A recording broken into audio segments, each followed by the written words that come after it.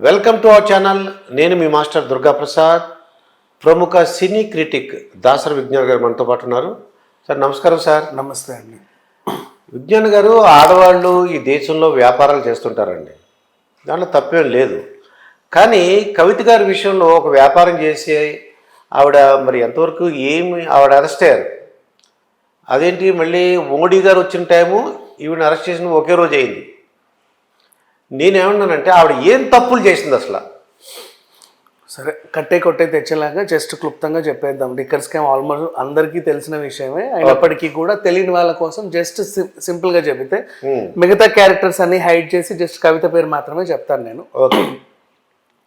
ఢిల్లీలో కొత్త liquor policy అమల్లోకి వచ్చింది. అంటే అంతకుముందు liquor beer and wine shop, wine and beer shop అని గవర్నమెంటే అమ్మేది. పాత షాప్స్ మీరు గూగుల్లో కొడితే వస్తుంది మీకు. తర్వాత కొత్త లిక్కర్ పాలసీని ప్రవేశపెట్టారు 2021లో. అప్పుడు ఏమైందంటే కొత్త లిక్కర్ పాలసీలో అర్ధరాత్రి 3 వరకు యథేచ్ఛగా అమ్ముకోవచ్చు, నీకు నచ్చిన రేటుకి అమ్ముకోవచ్చు, ఎంతైనా అమ్ముకోవచ్చు, ఎప్పుడైనా అమ్ముకోవచ్చు, ఏమైనా చేసుకోవచ్చు. అంటే ఫ్రీడమ్ ఇచ్చేసారు. నెక్స్ట్ అలాగే కరోనా టైంలో 2 సంవత్సరాలు ఆల్మోస్ట్, అంటే అప్పుడు కొన్ని నెలలు అట్లా ఆ పీరియడ్ అంతా కూడా వీళ్ళు చాలా నష్టపోయారని చెప్పేసి ఆ టైంలో 2 సంవత్సరాలకు సంబంధించి మీరు ట్యాక్స్ కట్టాల్సిన అవసరం లేదని, ఆ ట్యాక్స్ని కట్టాల్సిన అవసరం లేదని ప్రకటించింది.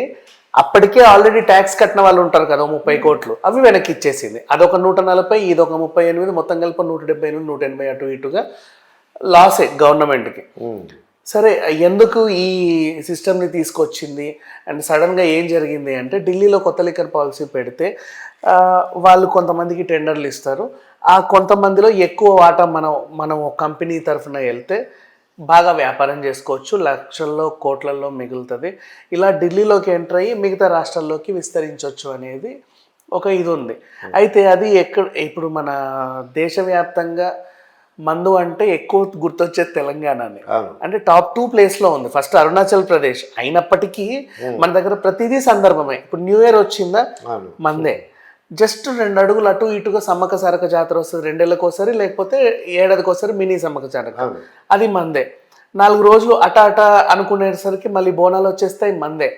అంటే మన దగ్గర ఏం చేసినా మందుకు లేకుండా ఇంకా మిగతా వ్యవహారాలు ఏం జరగవు. చూసారంటే పెళ్ళిళ్ళకి, పేరెంటాలకి, తర్వాత బర్త్డేకి అన్నిటికి కూడా మందే. అఫ్ కోర్స్ అది కంపల్సరీ అయిపోయింది. అండ్ ఈ 10 ఏళ్ల కాలంలో వీళ్ళు ఏం చేశారు అంటే తాగి చావండి అని చెప్పేసి ఆ టైంని కూడా పెంచారు. 12 ఉండాల్సిన బార్ని విస్తరించి 1 గంట వరకు, వైన్ షాప్లు 10కి క్లోజ్ అవ్వాల్సినవి విస్తరించి 11 గంటల వరకు అలా పర్మిషన్లు ఇచ్చుకున్నారు. అంటే యథేచ్ఛగా సాగింపు ఇష్టం.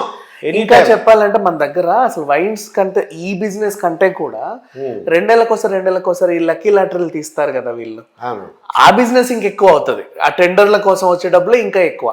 సో మందుకి తెలంగాణ పెట్టింది పేరు లాగా ఈ తెలంగాణ ప్రభుత్వం తీసుకొచ్చింది. అంటే ఇంతకు ముందు ఉన్న బీఆర్ఎస్ టీఆర్ఎస్ ఏదైతే ఉందో వాళ్ళు అలా చేశారు జనాల్ని. సరే, అంతవరకు బాగానే ఉంది. ఈవిడ ఏం చేసింది, ఇంకా మందు బిజినెస్ అంటే వీళ్ళకి మించి ఇంకెవరు ఉన్నారు చెప్పు, కంచు కోట. సో ఈవిడ వెళ్ళింది ఢిల్లీకి, కార్యమంతా చక్కబెట్టింది. కేజ్రీవాల్ గారితో కూర్చొని మాటామంతి, మీరు ఈ లిక్కర్ పాలసీలో మాకింత వాటా, మా కంపెనీకి ఇంత వాటా ఇవ్వండి, ఇలా చేస్తే మేమేమో చక్కబెట్టుకుంటాం, దీనికి సంబంధించి మీకు ఒక 100 కోట్లు అలా ఇచ్చుకుంటాం, మామూలు తీసుకోండి. అలా 100 కోట్లు ఇచ్చుకున్నారు. దానికి కూడా వీళ్ళ దగ్గర రుజువులు ఉన్నాయి యాక్చువల్ చెప్పాలంటే. అండ్ నెక్స్ట్ వీళ్ళు ఒక 32 జోన్లుగా డివైడ్ చేశారు మద్యం అమ్మకాలని. 27 మందికి లైసెన్స్లు ఇచ్చారు. దాంట్లో 9 జోన్లలో ఒకే కంపెనీకి లైసెన్స్లు ఉన్నాయి. అది ఇండో స్పిరిట్ కంపెనీ. ఆ కంపెనీ ఎందుకు ఇట్లా ఇచ్చింది, ఇదంతా అవకతవకలు ఉన్నాయి, ఏదో జరుగుతుంది అని చెప్పేసి అక్కడ అఫ్కోర్స్ వీళ్ళకి మోడీకి ప్రత్యేక దృష్టి ఉంటుంది ఢిల్లీ పైన. ఆ గవర్నరు ప్రత్యేక దృష్టి పెట్టి సిబిఐ విచారణ, ఈడీ విచారణ ఆదేశిస్తే వాళ్ళు తీగ లాగుతున్నారు, ఇక డొంక కదలాలి అనే టైంలో వీళ్ళు లిక్కర్ పాలసీని క్యాన్సిల్ చేసేసారు కేజ్రీవాల్ ప్రభుత్వం. క్యాన్సిల్ చేసి ఈ పాలసీ కొంచెం అట్లా ఉంది, దీన్ని ఇంకా మెరుగుపరిచి మళ్ళీ కొత్త పాలసీతో మళ్ళీ వస్తాం, అంతవరకు సెలవు నమస్కారం, ఇప్పుడైతే ఈ పాలసీ లేదు అని చెప్పి కట్ చేశారు. సడన్గా తెర మీదకి పాలసీ ఎందుకు వచ్చింది, మేము వేలు పెట్టగానే వీళ్ళు ఎందుకు క్యాన్సిల్ చేశారు, అసలు ఏం జరిగిందని వీళ్ళు ఆరాలు తీస్తే అప్పుడు ఉన్న ఉప ముఖ్యమంత్రి సిసోడియాని పట్టుకొని ఏమయ్యా సిసోడియా ఏం చేసావో చెప్పు అని అడిగితే ఆయన కొంచెం లొంగిపోయి ఏదో కొన్ని వార్తలు అయితే చెప్పారు. ఆ తర్వాత ఇండోస్పీడ్స్ అధినేత అండ్ అలాగే కేజ్రీవాల్ అనుచరుడు ఇంకొక ఆయన సమీర్ నాయర్ వీళ్ళందరినీ కట్టుకుంటే మా కంపెనీలో ఇంతమంది భాగస్వాములు ఉన్నాము, 65% వాటా సౌత్కి చెందినటువంటి వీళ్ళు పెట్టారు పెట్టుబడులు అని చెప్పారు. వాళ్ళెవరు అంటే దాంట్లో కవిత గారు, అరవిందో ఫార్మా ఎండి, అలాగే ఆ ఒంగోలు ఎంపీ వాళ్ళ అబ్బాయి. ఇంతవరకు బాగానే ఉంది. నెక్స్ట్ ఇప్పుడు అసలు విషయానికి వస్తే ప్రతిసారి ఇప్పుడు వీళ్ళందరూ అరెస్ట్ అయ్యారు ఎక్సెప్ట్ ఆ ఎంపీ అండ్ కవిత. ఎందుకు అరెస్ట్ కాలేదు అంటే అక్కడ వాళ్ళ అధికారంలో ఉన్నారు, ఇక్కడ వీళ్ళ అధికారంలో ఉన్నారు కాబట్టి రాజకీయంగా ఏదైనా జరుగుతుందేమో అని వీళ్ళు అనుకున్నారు బేసికలీ. కాకపోతే ఎందుకు అరెస్ట్ అవ్వలేదు అంటే వీళ్ళ పేర్లు లేవు దాంట్లో. ప్రత్యక్షంగా వీళ్ళ పేర్లు లేవు, పరోక్షంగా ఉన్నాయి. ఈవిడ పిల్లై అనే ఒక ఆయన తరఫున పెట్టుబడులు పెట్టింది, దీన్నంతా ఈమె సిఏ బుచ్చిబాబు మేనేజ్ చేశాడు. ఆయన కూడా సేమ్ ఇంకా ఇట్లాంటి ఏవో వ్యవహారాలు చూసుకున్నాడు. సో ప్రత్యక్షంగా వీళ్ళ పేర్లు లేవు. కానీ వీళ్ళు చేసిన తప్పులేంటి అని మీరు అడిగితే ఆ మధ్యకాలంలో ఆమెని మీ గత 10 ఏళ్ళుగా మీ ఫోన్లు ఉన్నాయి కదండి, ఒకసారి తీసుకురండి, మీరు ఏదో ధ్వంసం చేశారని మాకు వార్తలు వస్తున్నాయి, మీరు ఫోన్లు ధ్వంసం చేశారంట కదా, నిజమేనా? నేను ఎక్కడ ధ్వంసం చేసి నా ఫోన్లు అలాగే ఉన్నాయి కట్టుదిట్టంగా నేను తీసుకొస్తా, ఇదిగో చూడు అని మీడియాకి చూపించి తీసుకొచ్చింది. యాక్చువల్లీ చెప్పాలి అంటే ఆండ్రాయిడ్ సిస్టమ్ అయినా ఐఫోన్ సిస్టమ్ అయినా స్టెప్ బై స్టెప్ ఎదిగింది. iPhone 3 తర్వాత 4 వచ్చింది, 4 తర్వాత 5, 5 తర్వాత 6, 7, ఇప్పుడు 14. కొత్త ఫోన్లు అనమాట. అంటే 2021లో మ్యానుఫ్యాక్చర్ అయిన కొత్త ఫోన్లు తీసుకొచ్చి వీళ్ళ ముందు పెట్టింది, ఇవే నా 10 ఏళ్ళుగా వాడుతున్న ఫోన్లు అని. అప్పుడు ఆండ్రాయిడ్ సిస్టమ్ ఎక్కడుంది, వీటి మ్యానుఫ్యాక్చరింగే 2021. సో ఇట్లా ఇవే చిన్న తప్పులే. వీళ్ళు అంటే ఏమనుకుందంటే చేసి తీసుకొచ్చి ఏవో 4 ఫోన్లు వాళ్ళ మొహాన కొట్టేస్తే ఇది అది అని ఏదో ఒకటి చెప్పి ముందు బయటకు వచ్చేయచ్చు అని అనుకున్నారు. కానీ వాళ్ళు కొంచెం లోతుగా దర్యాప్తు చేసి అంత ఈజీగా వదలము, ఏదో ఉంది దీంట్లో, మేము అన్నీ బయటికి తీస్తామని చెప్పగానే మిగతా వాళ్ళందరినీ అరెస్ట్ చేసిన తర్వాత ఈవిడ దగ్గరకు వచ్చి అండ్ ఈవిడ్ని కూడా సిఆర్పిసి నోటీస్ కింద మీరు ఆడపిల్లని డైరెక్ట్గా ప్రశ్నించొద్దు, పిలవకూడదు, మీరే వెళ్ళాలి, సూర్యోదయం నుంచి సూర్యాస్తమం వరకు మాత్రమే చేయాలి, ఇట్లాంటి కొన్ని రూల్స్ నిబంధనలు ఉన్నప్పటికీ వీళ్ళు వేరే యాంగిల్లో వచ్చి ఆవిడ్ని చేయాల్సిన విచారణ చేసి అమ్మ తల్లి మనం వెళ్దామని చెప్పేసి టికెట్లు బుక్ చేసి తీహార్కి పట్టుకెళ్ళిపోయారు.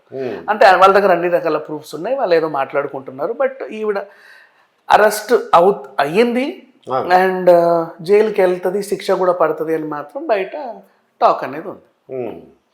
ఇది ఎన్ని తప్పులు చేశారు ఆవిడ, అసలు ఎవరికి లాభం? ఈవిడ అరెస్ట్ అవ్వడం వలన, కవిత గారు అరెస్ట్ అవ్వడం వలన ఎవరికి లాభం ఉంది, ఎవరికి నష్టం అంటారు? ఎవరికి లాభం ఎవరికి నష్టం అని చెప్పాలనుకుంటే జగ్గారెడ్డి గారు రీసెంట్లీ ఒక 4-5 రోజుల ముందే ఒక ప్రకటన చెప్పాడు. ఏమని? కరెక్ట్గా ఎలక్షన్ షెడ్యూల్ రిలీజ్కి ముందు కవిత అరెస్ట్ అవుతుంది చూడు, రాసి పెట్టుకోండి అన్నాడు. నిన్న అదే జరిగింది.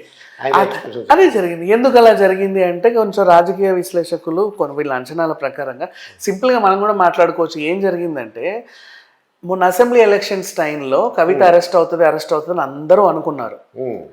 ఈవెన్ వాళ్ళ పార్టీ అధినేతలు కిషన్ రెడ్డి గారు కానీ, బండి సంజయ్ కానీ వీళ్ళందరూ చెప్పారు కవిత అరెస్ట్ అవుతుంది అని.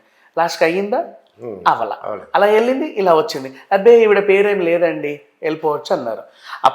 అప్పుడు మిగతా పార్టీలు ఏం చేశాయంటే అఫ్కోర్స్ షర్మిల గారు అండ్ టీడీపీ వీళ్ళ జనసేన పోటీ చేయకపోయినా, జనసేన పొత్తులో పోటీ చేసినప్పటికీ మెయిన్గా కాంగ్రెస్ ఉంది కదా, కాంగ్రెస్ వాళ్ళు ఆరోపించిన ఆరోపణ ఏంటంటే బీజేపీ అండ్ బీఆర్ఎస్ ఒకటే, అందుకే కవితను అరెస్ట్ చేయలేదు, సో వాళ్ళని మీరు గెలిపించకండి, మమ్మల్ని గెలిపించండి అని చెప్పారు.